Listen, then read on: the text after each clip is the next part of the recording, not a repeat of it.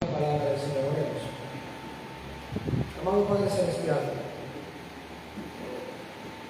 no hay momento, Señor, más preciso que este para rogarte que tengas de nosotros misericordia, que perdones nuestros pecados, que escuches desde los cielos nuestra oración y que nos permitas recibir de tu presencia no solo el perdón para nuestros pecados, sino de manera misericordiosa tu favor, tu amor, tu bondad, tu benevolencia para nosotros.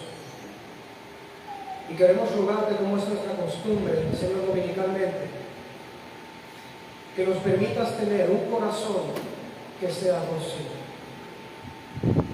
un oído que sea presto a escuchar, pero no un mero oído olvidadizo. No es lo que queremos. Queremos oír, Señor, pero que tu palabra entre a nuestros corazones. No que salga por un oído, que entre por un oído y salga por el otro, sino que entre por nuestros oídos y vaya a nuestros corazones. Que no seamos meramente informados por tu palabra, sino transformados por ella. Que no sea un vano cliché en nuestra boca decir iglesia reformada, sino que por el poder de tu palabra seamos reformados, volviendo a donde debemos volver, a tu palabra, a tu voluntad, a tu criterio, haciendo lo que nos corresponde, creyendo lo que debemos creer. Por ello te rogamos esto, que en la medida en la que tu palabra es predicada y tu enseñanza es traída a nosotros, que nuestros corazones sean humildes en recibir tu palabra, como está escrito, que con humildad la palabra sea implantada en nuestros corazones y la recibamos, como ya lo hemos escudriñado, como palabra tuya, como lo que ciertamente es palabra tuya. Por ello te rogamos que hagas de nuestros corazones fieles receptáculos de tu palabra, fieles receptores, que con humildad, con hambre, recibamos tu palabra, que como aquellos discípulos en camino de Emaús, arda nuestro corazón de deseo, y que cuando tu criterio, tu palabra es predicada, si encontramos que nuestra alma no concuerda con tu palabra, Señor, lejos de pelear contra tu voluntad y tu palabra, haznos a cada uno de nosotros poder acoplarnos a tu palabra. Y en segundo lugar, y no menos importante, te ruego por mi propia persona, concédeme, Señor, ser fiel a la enseñanza. Que en una parte ni a derecha ni a izquierda reprende mi corazón, para que pueda ser fiel en esta obra y predique tu consejo, para que pueda exhortar a las almas, alentarlas, estimularlas, reprenderlas si es necesario. Y que así como has tratado primeramente con mi alma en tu palabra, pues debe ser así siempre. Así también te ruego que trates con tu pueblo.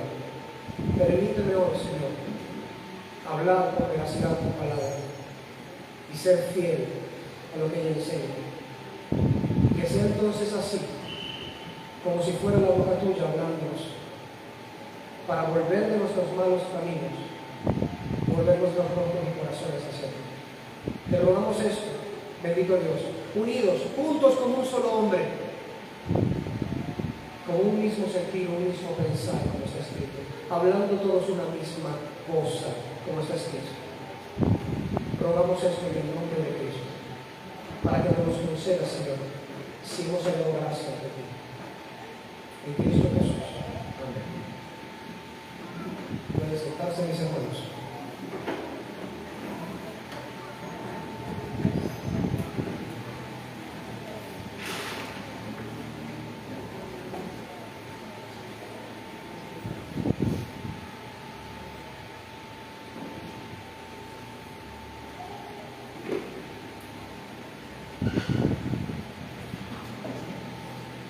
En nuestra serie sobre la iglesia hemos estado atendiendo un segmento importante para la iglesia, y es el segmento sobre los medios de gracia y santificación.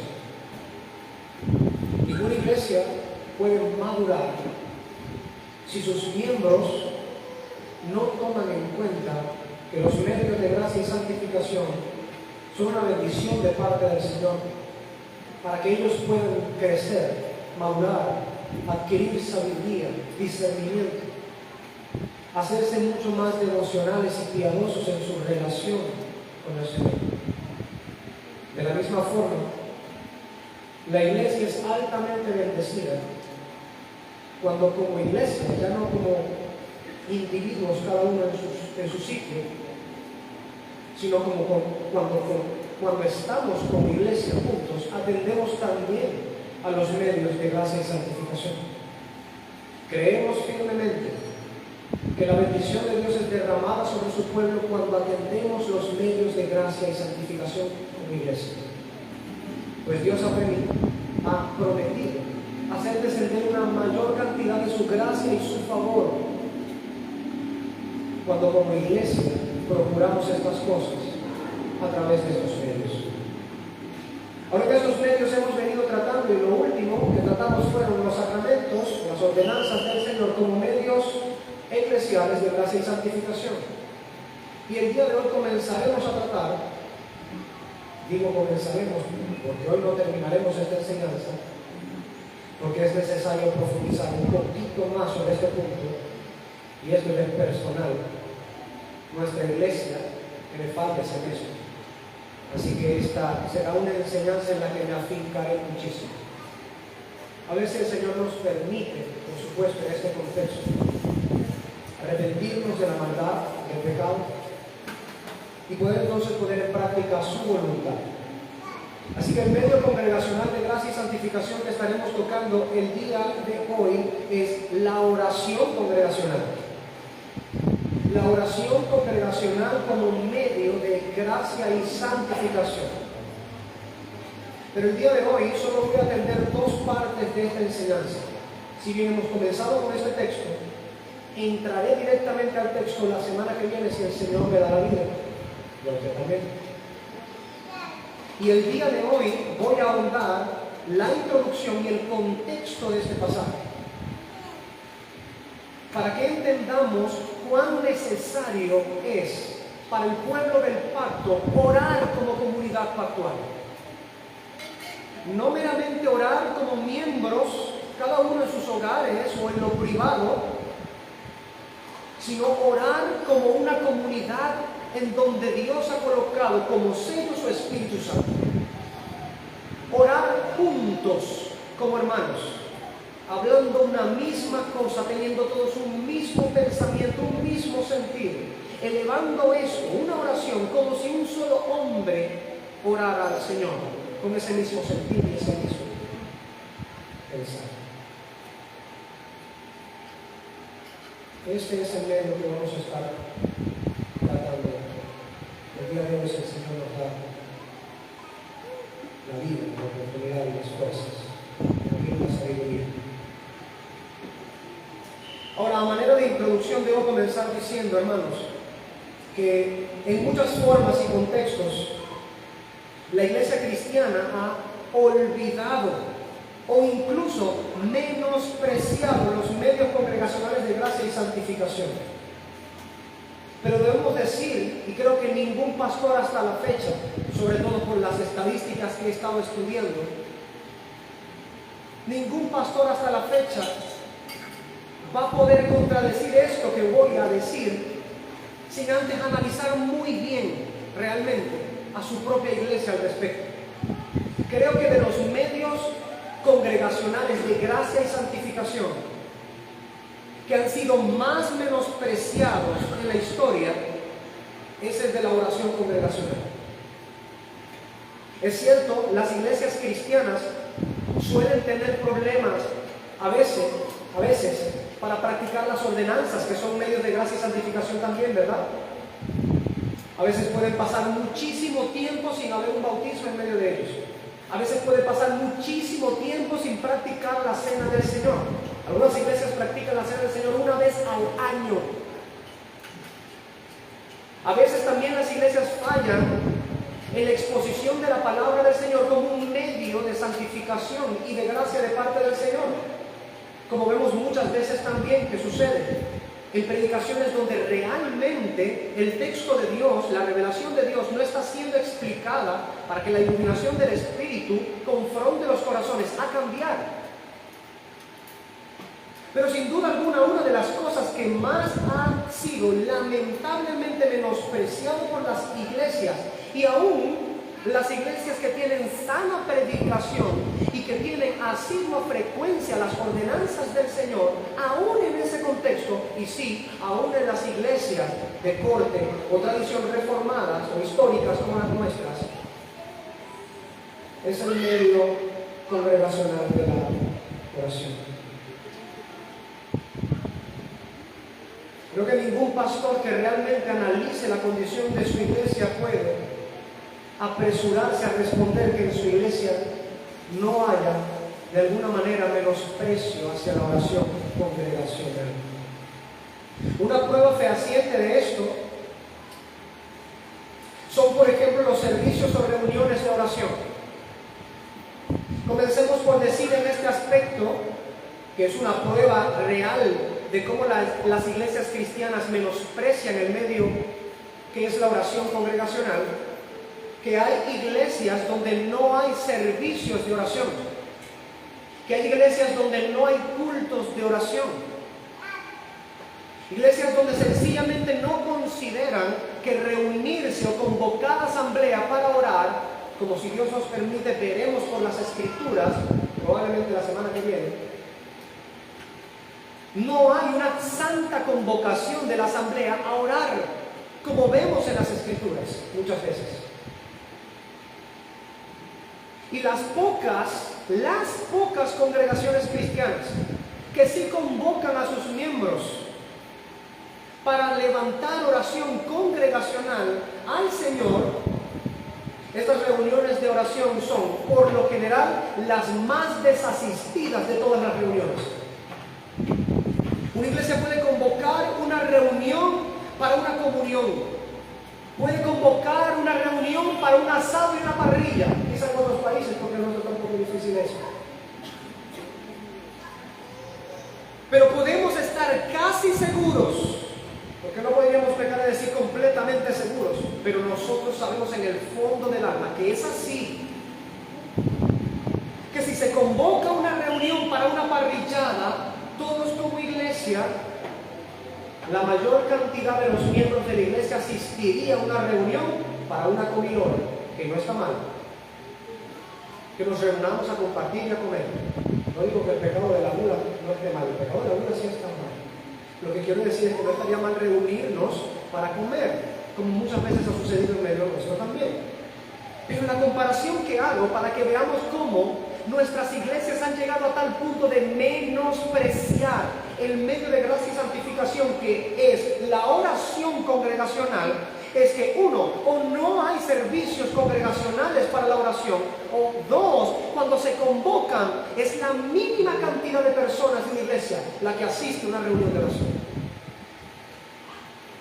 Como pastores muchas veces estamos buscando la manera de poder mediar para que esto pueda llevarse a cabo y puedan cumplir. Si la oración no podemos hacerla entonces en el lugar de reunión por la diferencia de los días o el trabajo o el horario, entonces se hacen pequeños grupos, lo más cercano a sus casas, para que los miembros de la iglesia puedan participar de la oración congregacional. ¿No es así? Habla Jehová. Y aún en medio de esto uno puede notar cómo la desidia, la indiferencia, la insensibilidad contra el Señor están minando las iglesias. ¿Cómo lo vemos?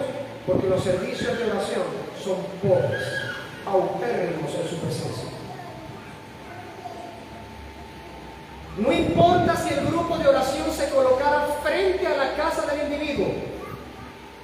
Como pastores hemos visto estos casos, donde personas ni siquiera pueden asistir al culto de oración, aunque lo estén haciendo a una cuadra, algunos al frente de su casa. Esta es la forma en la que las iglesias el día de hoy están menospreciando la oración congregacional.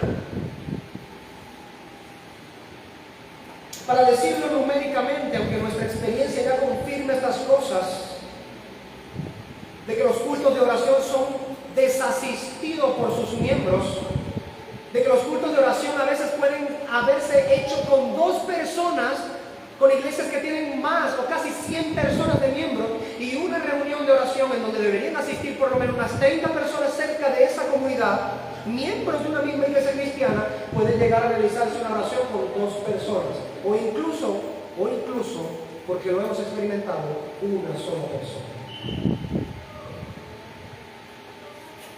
El corazón es malo, es perverso. Siempre tenemos alguna cosa que hacer antes de obedecer al Señor. Numéricamente hablando, Lifeway Research informa en una de sus estadísticas, preste el oído a esto, hermano, que el 28% de los pastores de las congregaciones protestantes históricas, ojito, las nuestras, no estamos hablando de las tradiciones modernas de hace 200, 100 años para acá, que no tienen raíces históricas o conexión con la reforma protestante o con los padres de la iglesia. Estamos hablando de las iglesias históricas, nuestras iglesias. El 28% de los pastores de las congregaciones protestantes históricas reportan una asistencia de sus fieles a los grupos menor al 25%. Escuchen, 28% de los pastores reportan menos del 25%. Si usted sabe un poquito de estadística y matemática, se da cuenta que eso es muy poco. Porque el resto de los pastores ni siquiera están reportando este menos del 25%. No llegan allí.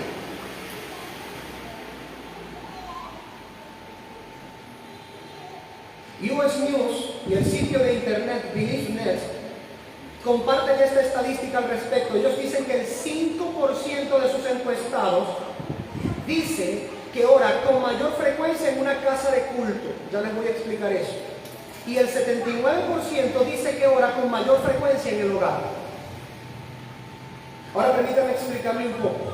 El 5% dice que ora con más frecuencia en el culto. ¿Qué significa eso? El otro 95% no se reúne ahora. Eso es una realidad que está azotando a las iglesias cristianas.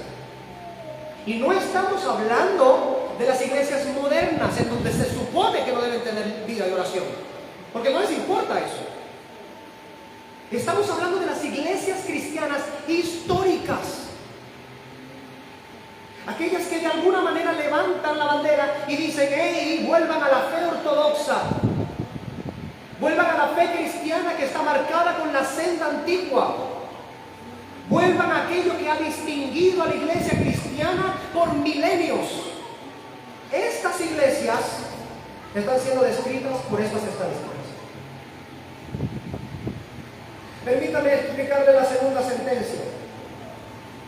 El 79% dice que ora con mayor frecuencia en el hogar. Escuche esto. Al decir que el 79% dice que ora con mayor frecuencia en el hogar, se trata del 79% de aquel 25% del cual se habló. Si el 25% es un cuarto de un 100%, el 79% de ese 25% es mucho menos del 20%. ¿Se entiende? De una iglesia de 100 miembros, menos de 20 personas dicen que oran mejor en su casa. Ahora permítame darle esta última. De ese 79%, más de un 90% no tiene ningún altar familiar ni oración familiar. Se pone el asunto chiquito, ¿verdad? Porque nosotros reconocemos, y habrá muchos, debería haber muchos, que con humildad reconozcan que no son constantes y en algunos ni siquiera aparece el altar familiar ni la oración familiar. Así que cuando dicen que oran con mayor frecuencia en el hogar, lo que están diciendo es que oran más en la casa que en la iglesia, pero no que en la casa estén orando más, sino que en comparación a lo que oran con la iglesia, la de la casa es más, aunque la casa, como dice aquí, sea una vez a la semana lo que oran, y algunos ni una sola vez a la semana.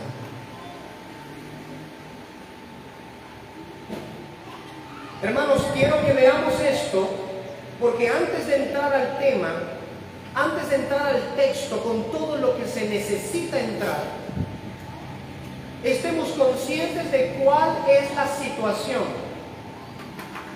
de muchas iglesias que incluso son los que levantan la bandera de la ortodoxia histórica,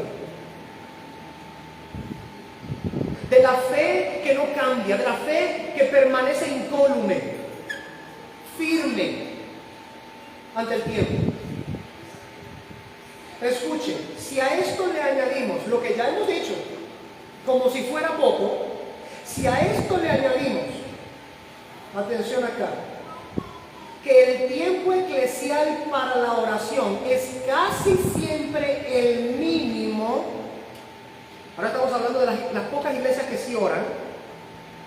Si le añadimos que el tiempo eclesial para la oración es casi siempre el mínimo, y que de hecho la oración es utilizada muchísimas veces como una mera conexión a otra parte del servicio, sí, no es un servicio en sí mismo que se presenta al Señor, sino como una especie de puente hacia la siguiente actividad. Vamos a orar porque vamos a predicar. Y se dan 30 segundos, 40 segundos, un minuto de una oración. ¿Me explico? Ahí se está orando como iglesia. 1 minuto, 2 minutos como iglesia. Pero se utiliza la oración como un mero puente, una mera conexión de una actividad para con la otra. No es una parte viva del servicio, es lo que quiero decir. Si atendemos a que esto, ese tiempo que se le da a la oración, es siempre más mínimo, notaremos rápidamente que en realidad muchas iglesias hoy no tienen ninguna vida de oración congregacional. Han abandonado el medio eclesial de gracia y santificación. Podemos ver con claridad que cuando este tratamiento se le da a la oración es porque hay antecedente en la mente de quienes dirigen y también de quienes son dirigidos, que la oración no debería formar parte del servicio como lo es la alabanza o la predicación, sino que debe ser utilizado como un mero paliativo o como un medio simplemente para pasar de un lado al otro. Porque de alguna manera vemos en la Biblia que se ora en las reuniones. Así entonces en las iglesias hacen una oración para iniciar, 2-3 minutos de oración. Quizá cuando van a cantar hacen otra oración, 2-3 minutos de oración. Quizá antes de la predicación, algunas iglesias todavía mantengan que hay que orar antes de predicar, 2 o 3 minutos antes de la predicación. Y quizá al finalizar del servicio, algunas iglesias mantengan la costumbre de dar una bendición en oración, 2 o 3 minutos más. ¿Qué tenemos allí? Pongámosle 5 minutos a cada uno. Tenemos 20 minutos de oración. 20 minutos de oración. Si a eso le sumamos, hermanos, si a eso le sumamos el hecho de que hay muy poca vida de oración congregacional en la iglesia, la suma semanal de las oraciones de la iglesia en este contexto bien podría quedar callada ante la pregunta escrutadora de nuestro Señor Jesucristo a sus discípulos cuando dijo: ¿no habéis podido velar conmigo tan siquiera 1 hora?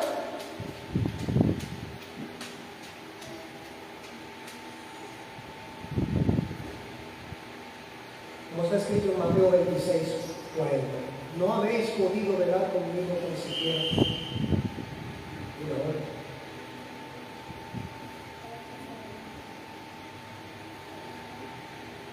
Además de esto, tenemos también el tropiezo del contenido mismo de las oraciones. Y hablo del contenido de las oraciones porque no toda cosa que empieza diciendo Padre Nuestro y termina en el nombre de Jesús es una oración. El contenido mismo de lo que se dice en muchas oraciones congregacionales muchas veces están lejos de ser oraciones verdaderas. Muchas de ellas son solo arrebatos de orgullo, decretos, demandas prepotentes al Dios soberano, etc. Allí vemos a los mismos fariseos. Cristo reclamaba contra ellos, dice: ustedes aman las largas oraciones. A ellos no les peleaban por el tiempo, les peleaban por el contenido de sus oraciones. Aman aquellas oraciones así porque aman ser vistos por las personas. Y les decía Cristo, ustedes piensan que por su mucha palabrería ustedes serán oídos. Palabrería. Hay sentencias que se levantan al Padre en el nombre del Señor Jesucristo que son palabrería. No hay corazón en ellas y no hay sujeción a lo que Dios dice en su palabra. Son meras expresiones carnales, arrebatos de orgullo, que sucede también en muchas iglesias y se levantan y se presentan como oración delante del Señor. Nosotros hemos escuchado esto muchas veces. Nosotros decretamos tal cosa y arrebatamos no sé qué lo otro. Y atamos y desbaratamos al diablo y lo echamos a los lugares secos. ¿Es eso oración según la Biblia? Según lo que Dios ha mostrado. Bien, lo veremos por la palabra del Señor. Pero cuando nosotros tomamos todo lo que venimos viendo, y colocamos las cosas en su lugar, y vemos que la condición de la iglesia es esta, no queda otra cosa que sorprendernos por la urgencia que tiene el tema de que la iglesia verdaderamente atienda el llamado del medio congregacional de la oración.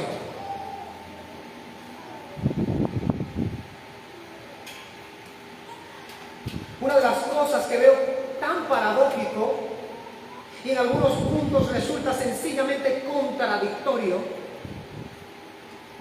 es que una de las cosas con las que el Señor ha identificado su casa, la casa de Dios, como comenzó toda esta serie con una predicación de 1 Timoteo 3:5, casa de Dios, es la iglesia. Una de las expresiones con las que Dios ha identificado a la casa de Dios, ¿sabe cuál es? Isaías 56:7, casa de oración. Una de las características que Dios mismo ha colocado a su iglesia, casa de oración.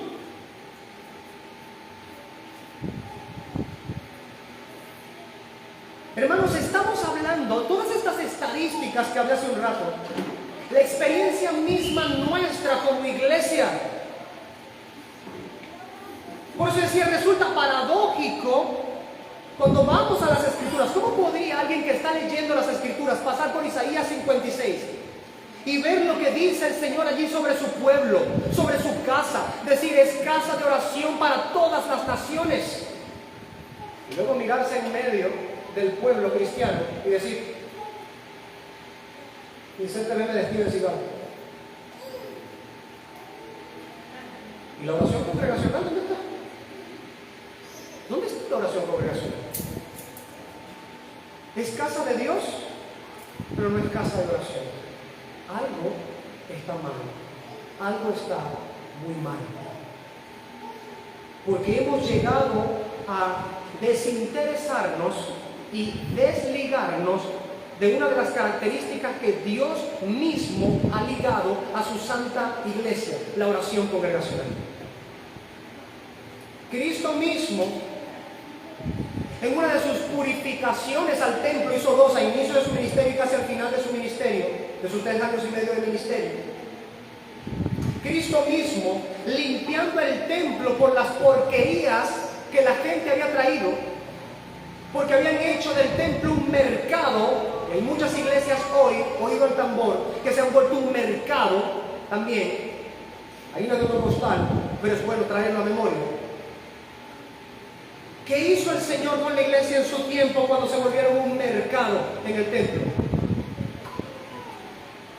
¿Qué pasaría, hermanos, si un pastor entrara a una iglesia de esta manera, arrepentido ya de toda la maldad, indignado, cansado de toda esta podredumbre, y volcara todas las mesas donde se hace mercadería cada domingo en las iglesias, y se hiciera un azote de cuerdas y le cayera azotes a los miembros de una iglesia diciendo, mi casa, casa de oración será llamada, y ustedes la han hecho una cueva de ladrones?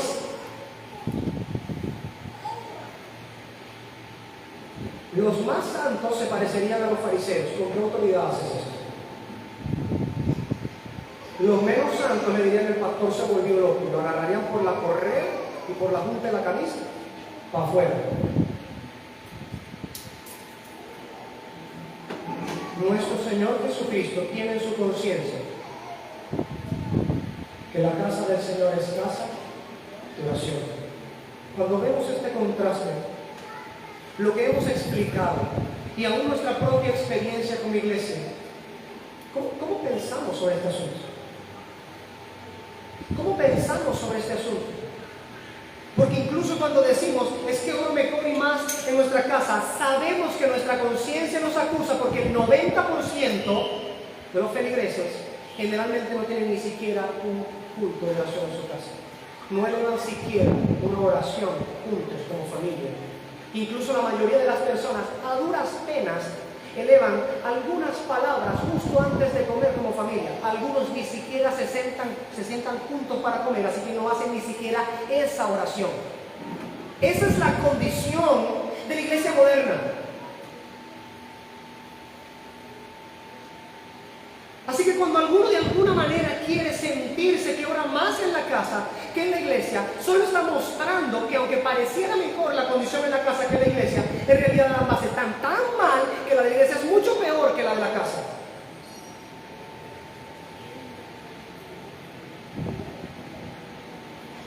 Y cuando tienen la reunión eclesial para orar, y ya con este punto lo cierro para pasar a lo siguiente. Cuando están en el servicio de oración, muchos no tienen el corazón.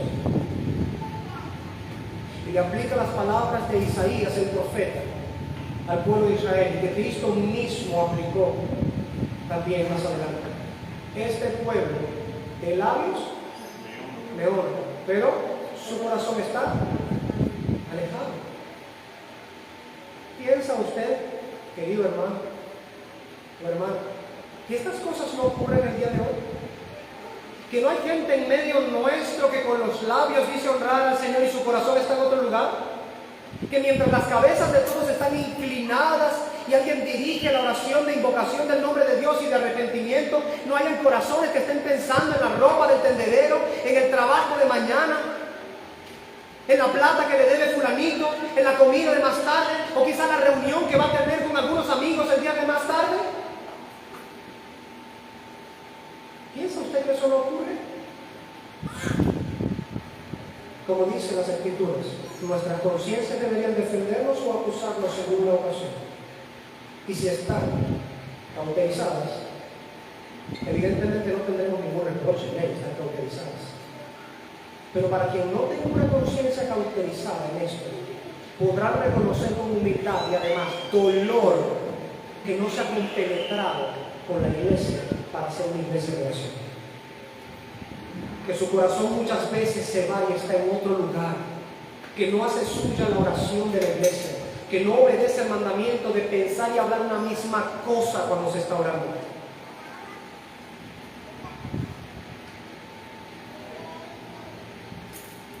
Esta es la condición natural de muchas iglesias en el presente.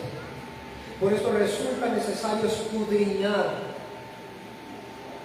el deber que tiene la iglesia cristiana de volver a ser de la casa de Dios, casa de oración.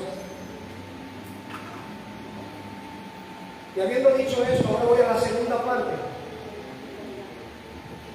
de esta enseñanza, y es el contexto de nuestro pasaje. Voy a dedicar todo el resto de lo que queda de la enseñanza por el día de hoy para poder entender el contexto del texto que hemos leído hoy, para entrar de lleno la semana que viene en 2 de Crónicas 7:14. En 2 de Crónicas, en el capítulo 6, del versículo 1 al 6, comienza a suceder algo particular. Nuestro pasaje del día de hoy y el domingo que viene tiene que ver con la invocación congregacional del nombre de Dios y de orar a Dios como congregación.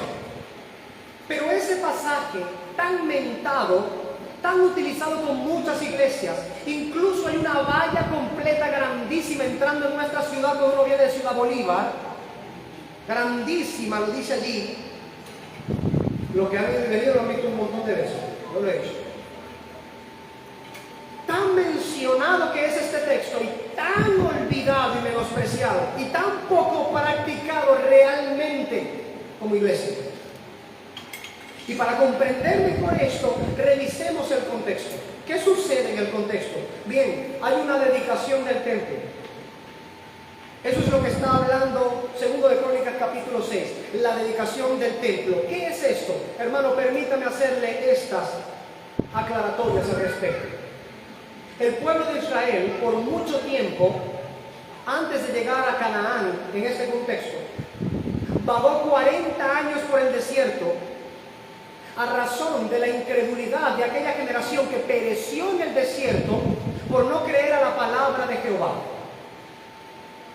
Y durante esos 40 años después de haber salido de Egipto, un viaje que duraba 40 días, estuvieron dando vueltas 40 años por su incredulidad, un año por cada día de incredulidad en el viaje que habría. En estos 40 años, el Señor estuvo en medio de ellos y estuvo habitando en tiendas y tabernáculos. Cualquiera que haya leído el libro del Éxodo y en adelante, sabrá en este contexto que es así. Y cuando el Señor los introduce a la tierra de Canaán y logran asentarse en la tierra de Canaán, cuando todavía no había ni siquiera reyes en aquel momento, y eso lo podemos ver en los libros pertinentes al respecto, en la Escritura, el Señor en su presencia seguía estando en ese contexto en tabernáculos y tiendas.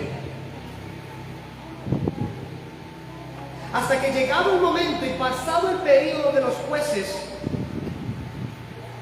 el Señor entonces, porque el pueblo en su osadía y terquedad quiso tener rey como las demás naciones, el Señor les dio a Saúl, quien los quebrantó,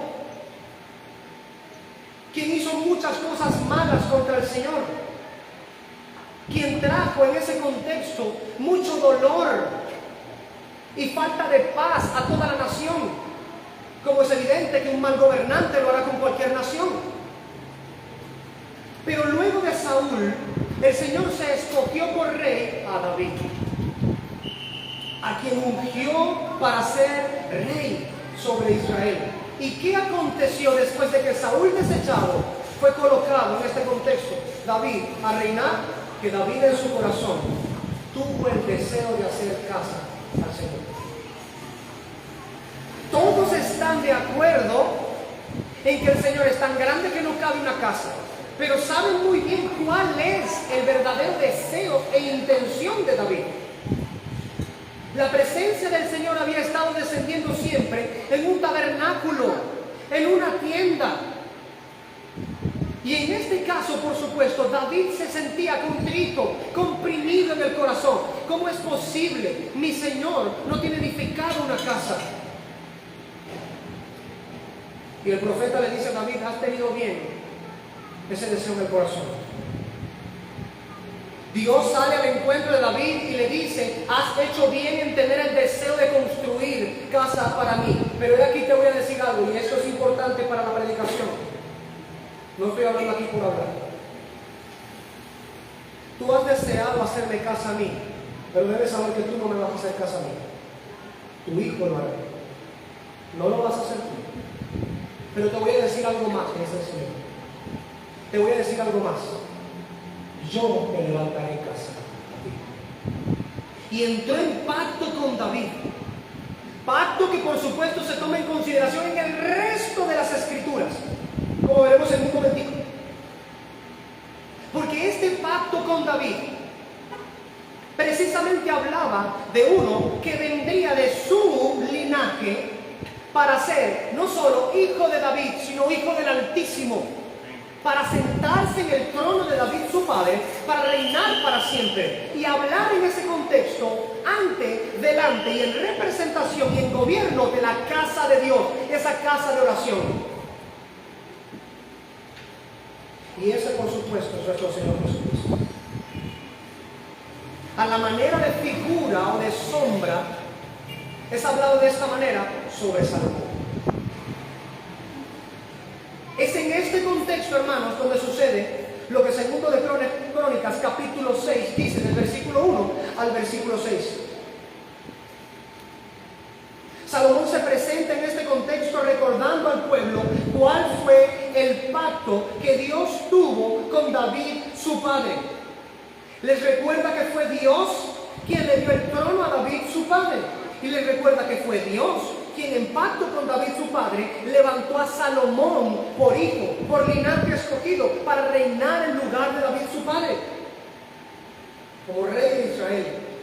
Y fue a él quien Dios le mandó a construir aquella casa de oración, ese templo. Así que en medio de esta dedicación, lo primero que hace Salomón es traer a memoria el pacto de Dios. Lo primero que hace Salomón es traer a memoria el pacto y las palabras de Dios. Les está diciendo al pueblo en esto: no está sucediendo algo que Dios no haya ordenado y haya dispuesto anteriormente en su pacto. Hay una importancia para Salomón en su mente sobre el pacto de Dios con su padre David. Y que esto tenía que ver con la casa de oración, ese templo que se estaba construyendo allí y que se había construido y ahora se estaba dedicando. El mejor de todos los templos en el contexto material, el más lujoso, el más caro, todo el esfuerzo, toda la riqueza que podía caracterizar a un reino que había alcanzado la paz por 40 años bajo el reinado de David, porque llegó a tener paz y alcanzando los límites que debía alcanzar según el Señor le había ordenado. Toda esta riqueza que había tenido ahora el pueblo de Israel, la habían utilizado para la construcción. 7 años construyéndose el templo del Señor. Y ahí estaba entonces el hijo de David, Salomón, el rey más sabio de todos los tiempos, invocando el nombre del Señor, trayendo a memoria las palabras del pacto de Dios ante el pueblo del pacto. ¿Qué es todo esto? Esto, hermanos, deberíamos tratarlo como una sombra profética mesiánica, algo que miraba hacia el futuro, algo que miraba hacia Jesucristo, porque es el Mesías. Ciertamente nos da una mirada donde aquel bendito hijo de David, que es también hijo del Altísimo, heredero del trono sempiterno y el pacto de Dios con David, se ha coronado como Rey de Reyes y Señor de Señores. En las Escrituras, en Lucas 1:32, se declara obvia y claramente allí que Él es el Hijo del Altísimo, Jesús, que es del linaje de David, Hijo del Dios Altísimo, heredero del trono de David, su padre. Este es Jesús al que hacen referencia las Escrituras del Antiguo Testamento y del que se predica en el Nuevo Testamento. Y este Jesús es coronado y llamado dignamente en 1 Timoteo 6:15, Rey de Reyes y Señor de Señores, y en otros pasajes también como en Apocalipsis. 1 Timoteo 6:15, Rey de Reyes y Señor de Señores. Este reino no es cualquier reino, como estaba profetizado por Isaías en el capítulo 9, diciendo que el principado estaba sobre su hombro, sobre el hombro del Mesías, que la extensión de su reino, que la plenitud de la paz por medio de su reino no tendría fin, que se expandería su reino de tal manera que agarraría todo el mundo y que el celo de Jehová había jurado hacer esto. Este es ese Jesús, este es ese Mesías, este es ese hijo de David, heredero del trono. Daniel lo vio en visión también.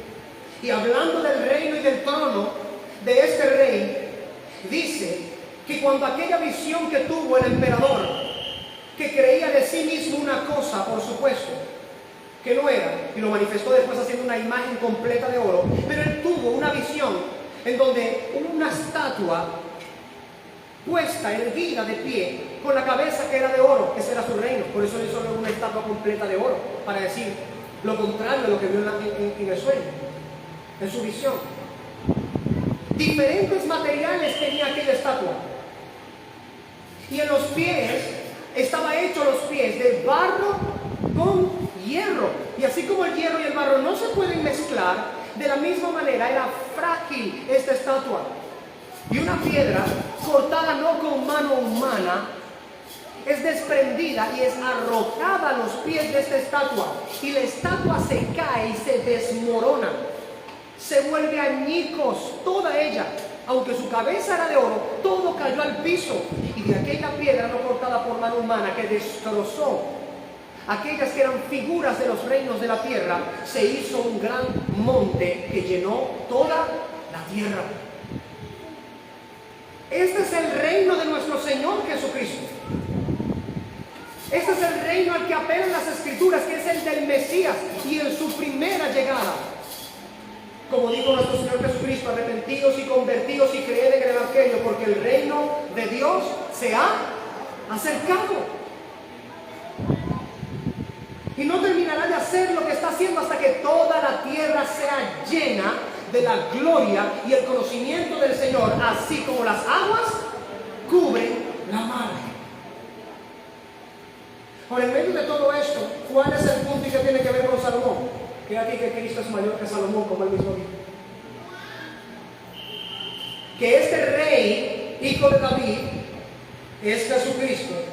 Es un rey mucho más sabio que el hijo de David, Salomón. Que aunque el reino de Salomón fue firme y fuerte por la gracia del Señor, el reino del hijo de David, Jesucristo, es un reino que se levanta sobre todo reino. Y es un reino sempiterno. El del hijo de David, Salomón, fue un reino temporal. El de Cristo es un reino sempiterno, siempre eterno, nunca se marchitará, inmarcesible.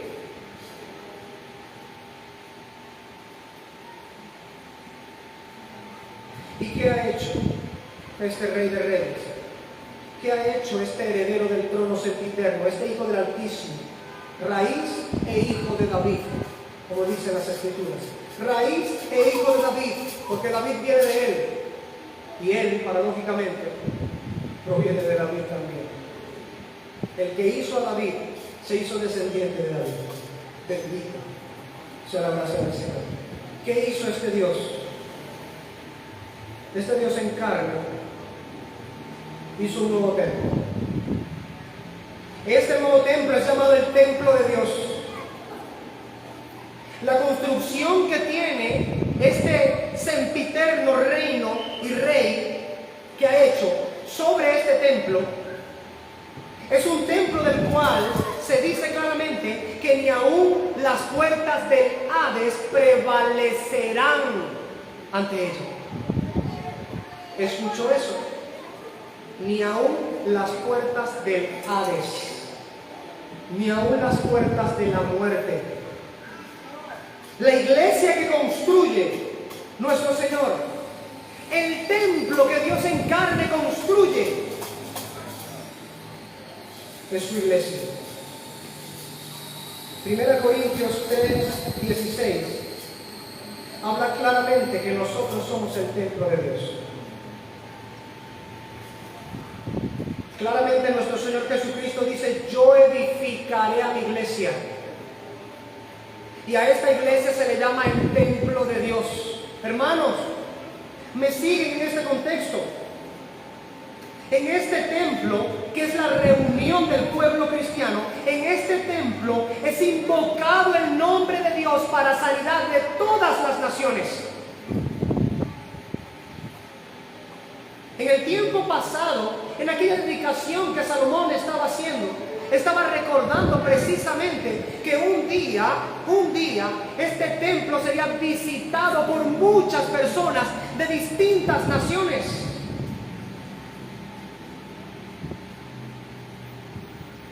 Y Dios ha hecho una realidad de estas cosas por medio de Cristo Jesús en el templo de Dios que es la iglesia.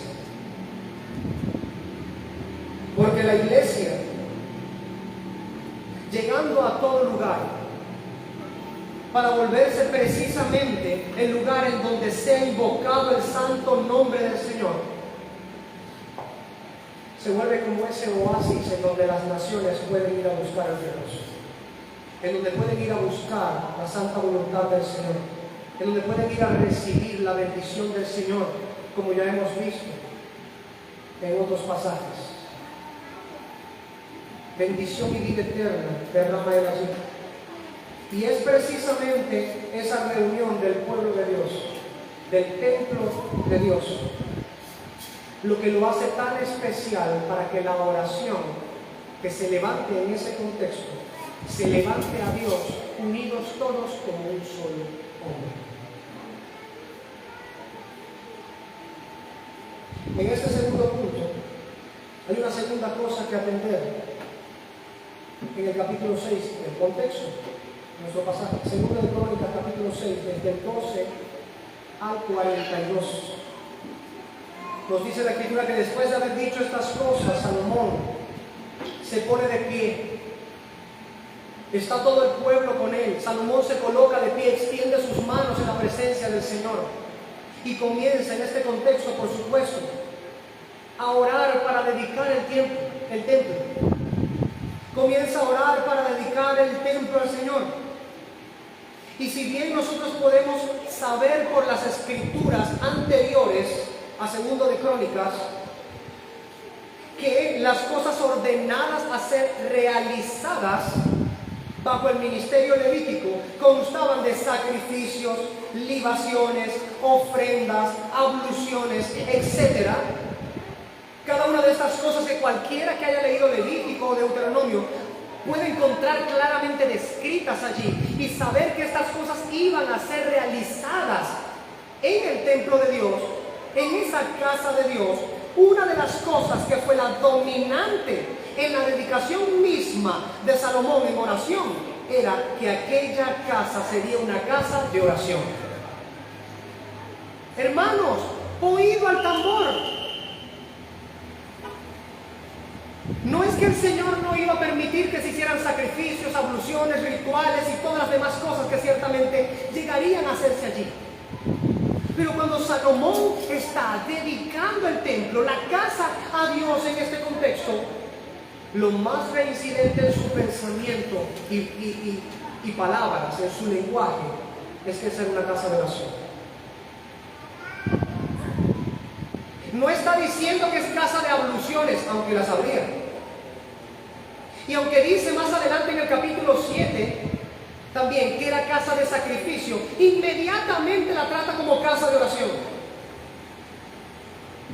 Indefectiblemente, Dios considera que su templo es casa de oración.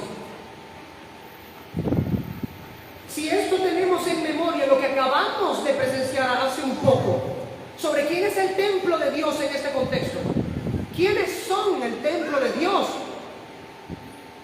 recordaremos entonces la importancia de que como iglesia seamos conocidos por ser casa de oración.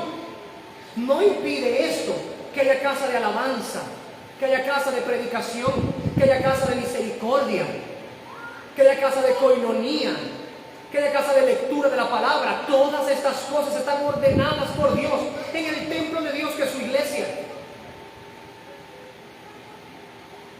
Pero la iglesia debe ser conocida como casa de oración.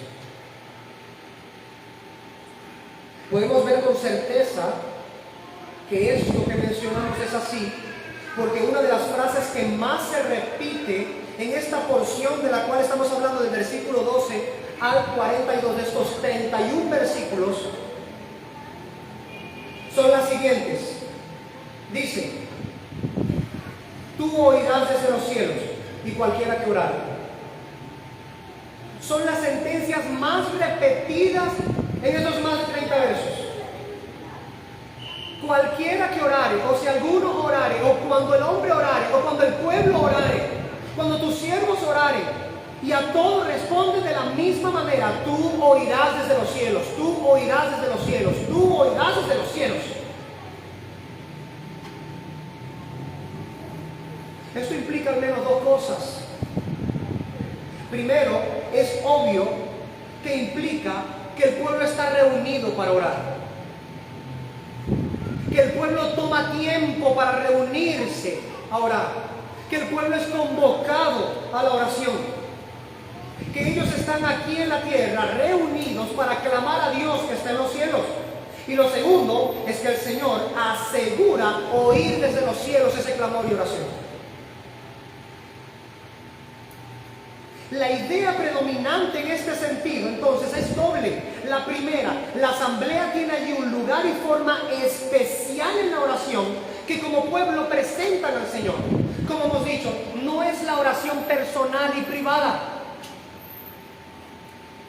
Cuando alguno menosprecia a la iglesia como un lugar de oración diciendo, puedo yo mejor orar en mi casa, no sabe lo que está diciendo. La oración personal no es la oración congregacional. Dios ha declarado un lugar especial para la oración congregacional. Y el pueblo que adora a su Dios busca con ansias poder presentarse con la iglesia en oración, como pueblo en oración, no solo porque allí envía Jehová bendición y vida eterna, y que es como el óleo que desciende desde la cabeza y pasa por las barbas de Aarón, una bendición, un ungimiento para el pueblo de Dios. No es solo eso, quiere tener comunión con el pueblo y con Dios al mismo tiempo. La oración congregacional difiere de esto con la oración personal. La oración congregacional ha sido sellada por Dios de una manera especial. Y eso es lo segundo en ese contexto. El Señor mismo ha dicho que Él desea colocar sus ojos y oídos en esa casa de oración de una manera especial y particular. Como si pudiéramos decir en este contexto, os hablo, hermanos, diciendo que si Dios hubiese dicho en aquel contexto que solamente en aquel tiempo y en aquella casa física estarían sus ojos y sus oídos, pudiéramos decir en este contexto que no tenemos seguridad de que lo haga con nosotros. Pero habiendo mostrado las Escrituras que ahora somos el templo de Dios, somos la casa del Dios viviente, somos llamados casa de oración, y que en nosotros ha sido colocado su nombre, como veremos también ahorita. Hermanos, ¿cómo no pensar que Dios entonces ha abierto sus ojos sobre nosotros como iglesia y hace estar atentos sus oídos a nuestra oración como iglesia? Si entendiésemos esto, si tan solo entendiésemos el valor que tiene y debe tener para la iglesia, que oren juntos como un solo pueblo al Señor. Que el Señor se goza de posar su mirada sobre su pueblo. Que el Señor se goza de hacer atento su oído.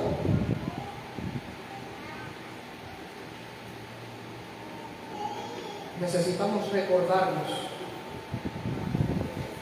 y recordarnos constantemente, reprendernos a nosotros mismos, que necesitamos reunirnos como pueblo de Dios, que somos casa de Dios, que somos casa de oración.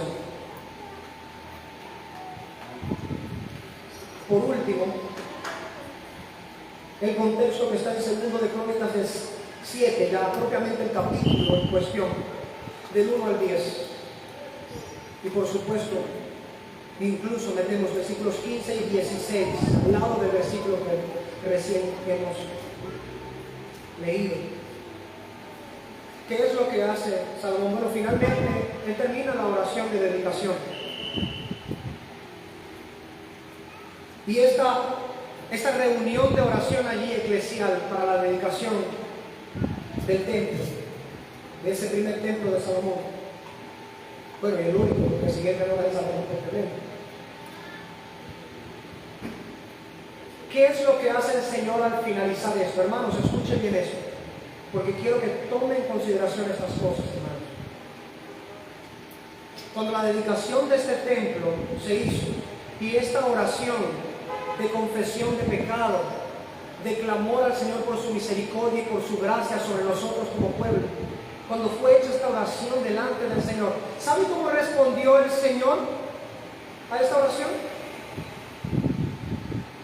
Versículo 1, cuando Salomón acabó de orar, descendió fuego de los cielos y consumió el holocausto y las víctimas, y la gloria de Jehová llenó la casa. ¿Le suena?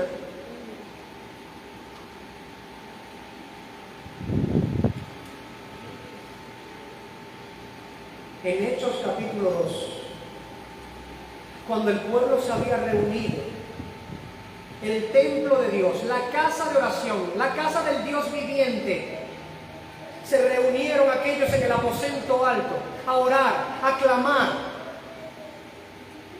Fuertes vientos vinieron en esa casa y fueron repartidos como lenguas de fuego a cada uno de ellos, de tal suerte que se levantaron de allí llenos del poder del Espíritu Santo y anunciaban la palabra del Señor con denuedo a todas aquellas naciones que estaban reunidas en ese tiempo para celebrar el Pentecostés en ese contexto, como mandaba la palabra en aquel momento. ¿Y dónde sucedió esto? El pueblo reunido en oración recibió poder de lo alto. Y vemos en este contexto entonces en el capítulo 7 de Segundo de Crónicas cómo el Señor hace notorio su poder, haciendo descender un fuego sobre el altar que consumió el holocausto. Y la casa fue llena de su gloria en este contexto. Tal fue la gloria que los sacerdotes, dice la Escritura, los sacerdotes no podían entrar. No podían entrar. Pero cuando vemos el contraste en el Nuevo Testamento, la gloria del Señor y el poder del Espíritu Santo y el fuego que desciende desde lo alto en un pueblo reunido en oración, no es en un altar físico allí de piedras, sino en este altar físico. Las piedras que conforman la catedral de Dios, cada uno de nosotros, descendió el poder del Espíritu Santo en ellos, estando allí unidos en oración, como en figuras de lenguas de fuego sobre sus cabezas. Y a diferencia del Antiguo Testamento, donde los sacerdotes ni siquiera podían entrar en la casa para ministrar, esta casa estaba llena del poder del Señor. Y ellos salieron, estaban dentro, salieron llenos de la presencia y el poder de Dios, a anunciar la palabra de Dios. Y las gentes asombradas decían: ¿qué tienen estos? ¿Y por qué hablan de esta? ¿Por qué puedo entenderle hablar estas cosas en lengua, en mi propia lengua materna?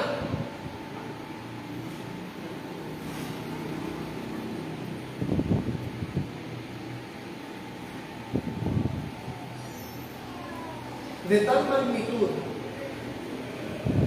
fue aquello que sucedió en el tiempo de Salomón, que esos mismos sacerdotes no pudieron entrar a ministrar. Podría decirse que esto fue una entrada épica de nuestro Señor.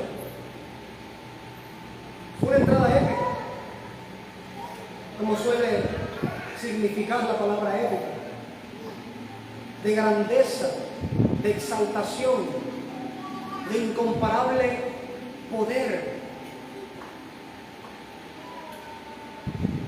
¿Y por qué lo hizo, hermanos? ¿Y para qué? Más importante.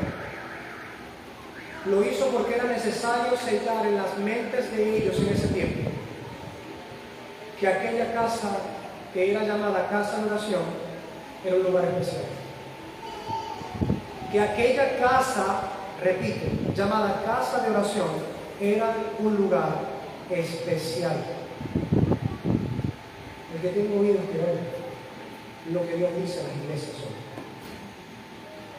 Sellar de manera poderosa y grandiosa esta realidad. Estaba señalando de manera especial su lugar de reunión con el pueblo del pacto. Y que en ese lugar de reunión, allí donde se considera casa de oración, Dios señala esto de una manera tan especial y tan particular porque quiere que sus pensamientos jamás olviden esta realidad. Y lo mismo pasa con nosotros el día de hoy, cuando vemos no solamente lo que sucedió en el tiempo de Salomón, sino cuando vemos lo que sucedió en el tiempo de los apóstoles con el descenso del Espíritu Santo en este contexto. Para que al mirar nosotros hacia atrás, podamos nosotros recordar que Dios estaba sellando de manera viva y poderosa, grandiosa, en el corazón de los que estaban allí y de los que habrían de escuchar lo que allí aconteció, que la reunión de los santos, del pueblo de Dios, del templo del Dios vivo, de la casa de Dios, es un lugar especial, que no es cualquier lugar, y que por lo tanto las oraciones de ese pueblo reunido no son cualquier cosa.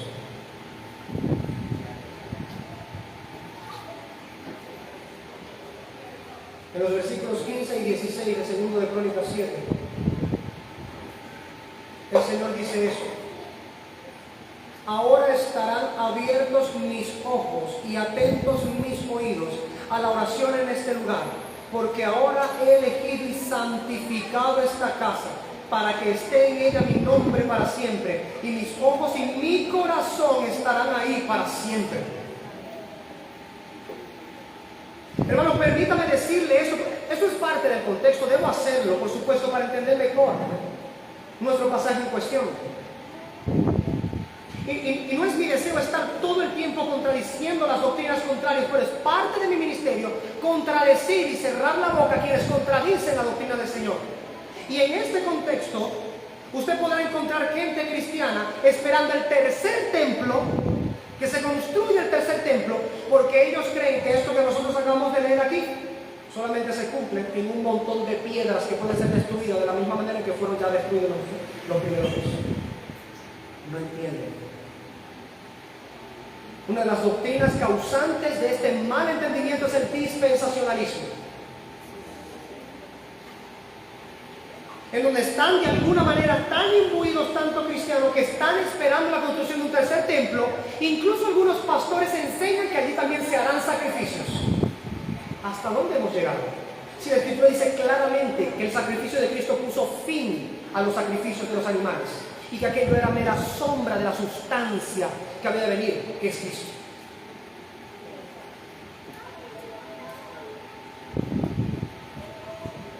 Mas ahora, cerrado ese paréntesis, debemos entender cuál es la verdad. El error es eso que acabamos de decir. No hay necesidad de esperar un tercer templo. Usted es el templo de Dios junto con la iglesia. Usted, como dice las Escrituras, es una piedra viva que conforma la catedral de Dios. No necesitamos un tercer templo. Este es el único y verdadero templo, la iglesia del Señor, el cuerpo de Cristo. Su fundamento es Cristo, los apóstoles y profetas. La piedra angular es Cristo, como lo dice Efesios 2:20, como lo dice Pablo a los Corintios, que nadie puede colocar otro fundamento que el que ya ha sido puesto, que cada cual ahora mire cómo sobreedifica. No puede haber otro templo. Aquel templo fue destruido para mostrar que la realidad de un mejor templo, uno que no puede ser destruido, uno que ni las mismas puertas del Hades pueden resistirse ante este templo, este es el templo llamado la iglesia, el Israel de Dios, la casa del Dios vivo y verdadero. Esa casa, ese templo, que somos nosotros, es llamada casa de Dios. Para todos los pueblos, casa de oración. El apóstol Pedro, en su primera carta, en el capítulo 3, versículo 12, declara sobre la iglesia diciendo: porque los ojos del Señor están sobre los justos y sus oídos atentos a sus oraciones. ¿Les suena? No es extraño, el Señor siempre está atento a las oraciones de sus siervos. Pero ¿cuál es el punto en medio de esto? Hermano, que si puedes tener la seguridad de que Dios te escucha cuando tú estás orando solo en tu casa. Entiende esto, hermano. Si puedes tener la seguridad de que Dios te escucha orar cuando estás solo en tu casa. ¿Tenemos esa seguridad, hermanos? Lo vimos en el medio de gracia personal, que es la oración. ¿Correcto? Tenemos la seguridad de que Dios nos escucha. Amén. Si esto sucede solo en nuestro cuarto, ¿qué seguridad deberíamos tener cuando estamos reunidos? Todos aquellos que tenemos la seguridad individual de que nos escucha solos en nuestros cuartos. Cuando estamos todos juntos, ¿qué seguridad debería tener?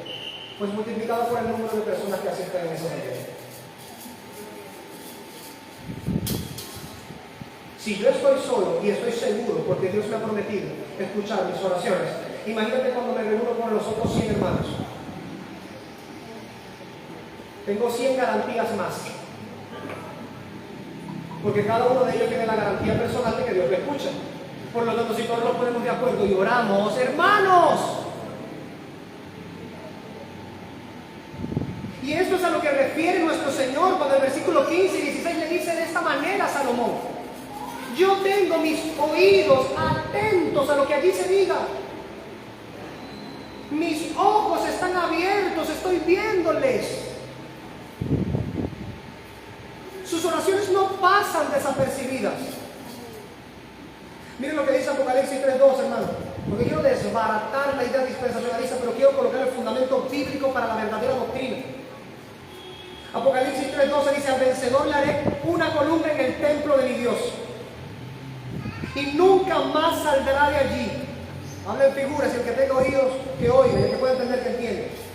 Escribiré sobre él, sobre esta persona, el nombre de mi Dios y el nombre de la ciudad de mi Dios, la nueva Jerusalén, que desciende del cielo de mi Dios, y mi nombre nuevo. ¡Wow! Los necios buscando construir en la vieja Jerusalén un templo que puede destruirse con cualquier mandarria. Mientras el Señor nos promete y nos coloca como miembros y partes de un templo indestructible, no de la vieja Jerusalén, sino de la nueva Jerusalén, no de la Jerusalén terrenal, sino de la Jerusalén celestial. No llamados por un nombre meramente terrenal, llamados por el nombre de nuestro Señor, colocados como sede en nuestra frente. ¿No crees tú esto, hermano?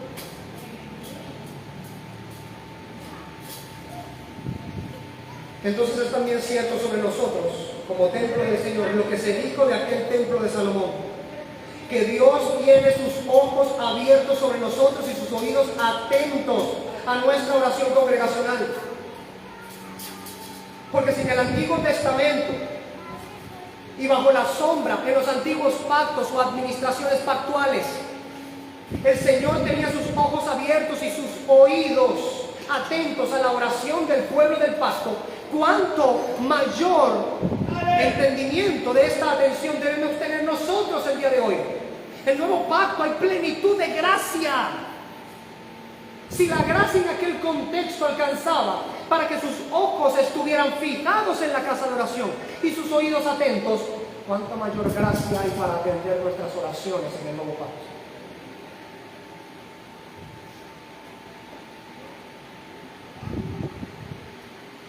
Es de nosotros cierto también, como fue en el pasado entonces, que a nosotros también nos ha elegido como su casa y nos ha santificado.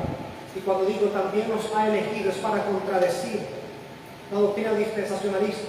Pero no es que hay dos casas, hay una sola casa de oración, que ha sido la misma siempre.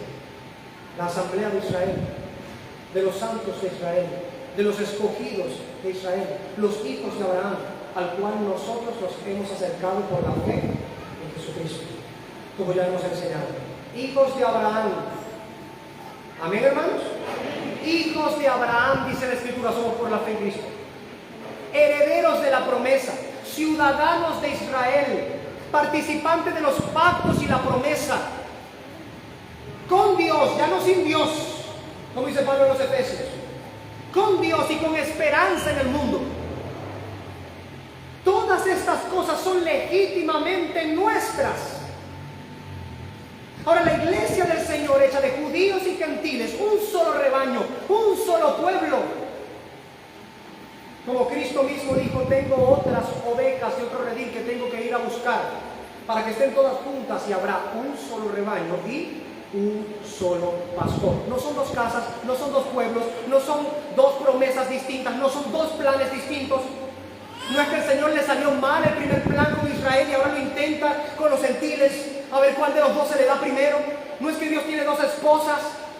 Dios tiene un solo pueblo, el pastor tiene un solo rebaño, el esposo tiene una sola esposa.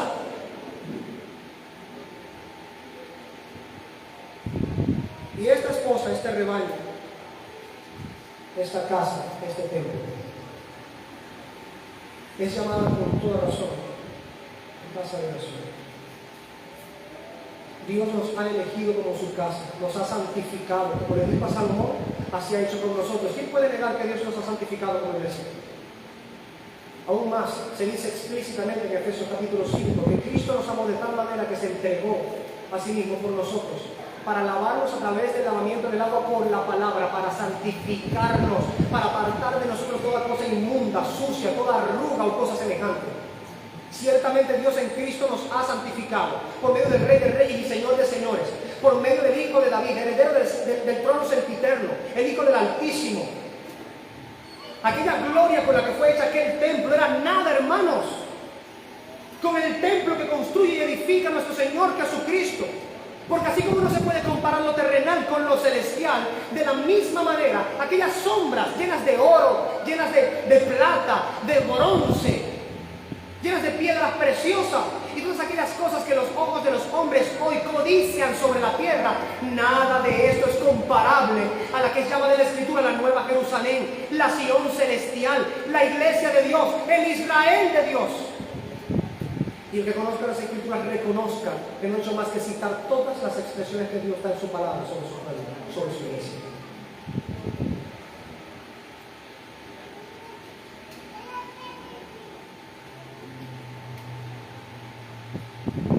Quiero culminar este punto y así también la predicación.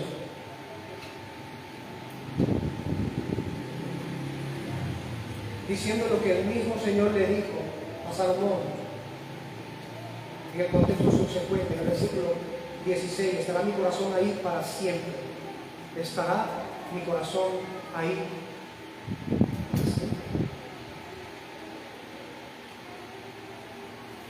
Si realmente entendiésemos lo que significa que Dios ha prometido que su corazón esté en medio nuestro para siempre.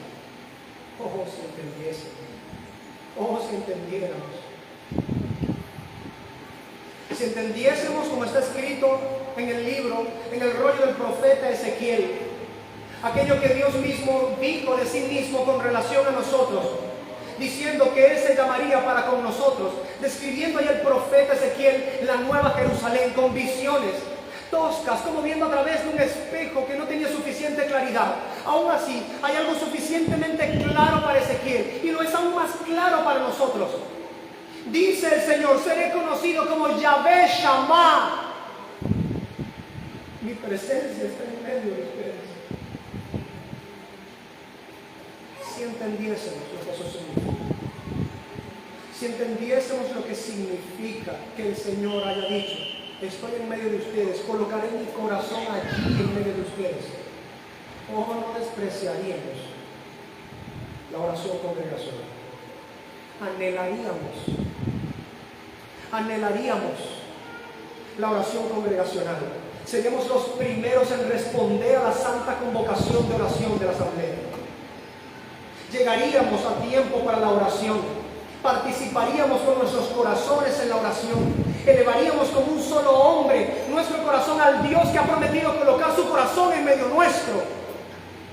Si tan solo entendiese. Oh, que el Espíritu nos diera a entender esto. Que Él es Jehová Shammah, que Él es Yahvé Shammah, que Él está en medio nuestro, que el Señor está presente y que si nosotros recordamos estas cosas como iglesia y nos presentamos ante Él en oración, Él escuchará desde los cielos, derramará gracia y nos dará fortaleza y santidad. Nos santificará. Nuestro Señor. Vamos a orar.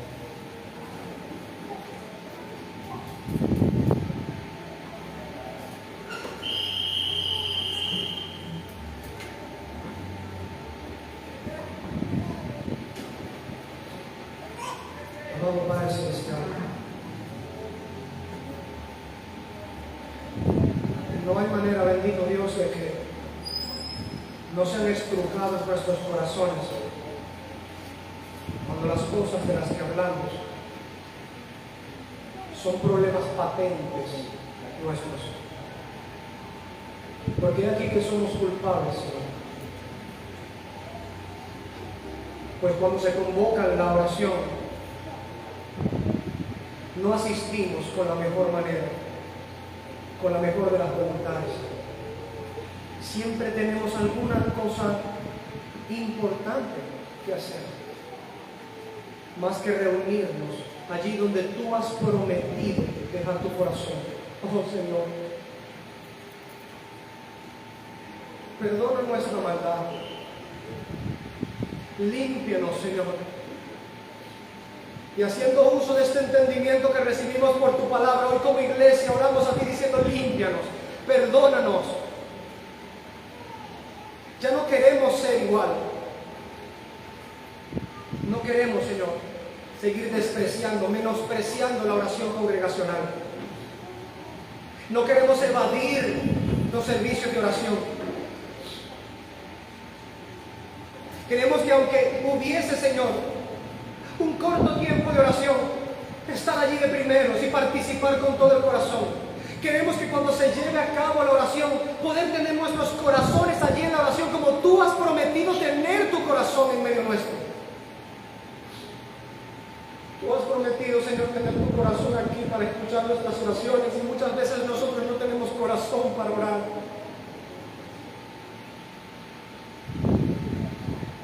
Límpianos de nuestra maldad.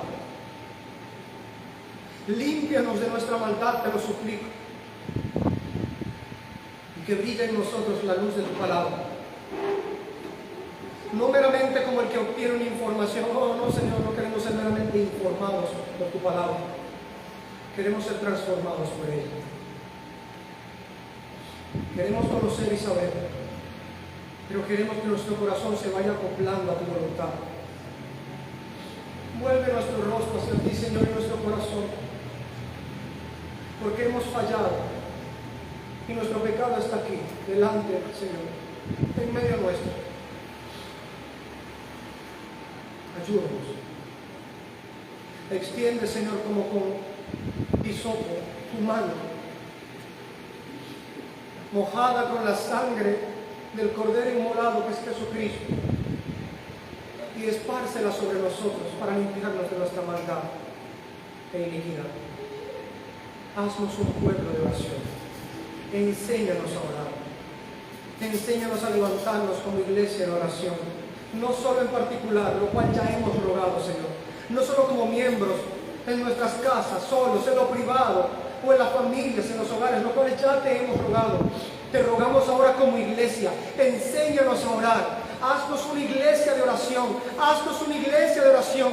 Te rogamos, Señor, que aquí donde tú has dicho que colocarás tu mirada, que están atentos tus oídos, que has elegido y santificado, y que has puesto tu corazón aquí, Señor, haznos casa de oración. Haznos casa de oración, Señor. Estas cosas rogamos, Señor, en el nombre de Cristo tu Hijo. Porque no nos presentamos delante de ti, Señor, pensando que tenemos los méritos suficientes para demandar de ti cosa alguna o reclamarte. Rogamos con súplicas, como está escrito, y con acciones de gracias. Gracias, Señor.